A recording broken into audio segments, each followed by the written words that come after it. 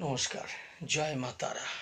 দেখবেন, বাবা মারা বিয়ে দেয় বা কোনো মেয়ে বা কোনো ছেলে যদি বিবাহ হয়, তাহলে দেখা গেছে তারা কেউই চায় না যে আমাদের বিবাহের মধ্যে কোনো গণ্ডগোল দেখা যাক।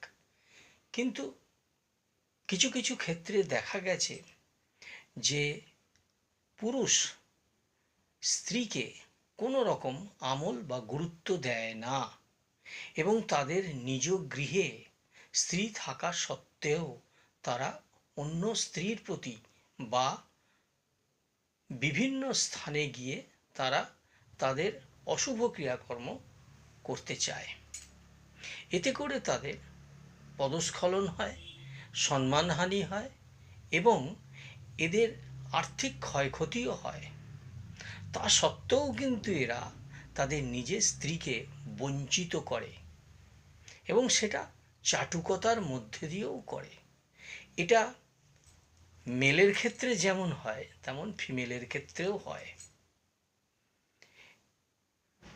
এর থেকে যদি নিরাময় পেতে হয়, তাহলে অবশ্যই, যদি জাতক বা জাতিকার বিপরীত প্রান্তে যেই থাকুক, যদি এইরূপ কোনো অবস্থান ঘটে থাকে, তাহলে অবশ্যই তার এই জন্মকুণ্ডলীটাকে বিচার করা উচিত, বা তার জায়াপতি বা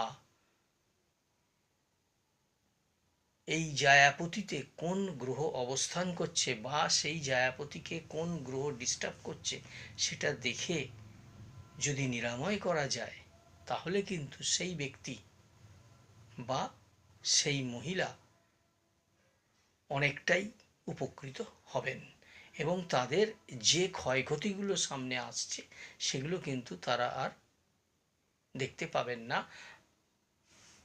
এবং তার থেকে কিন্তু তাদের উন্নতির ধারা বজায় হবে। নমস্কার।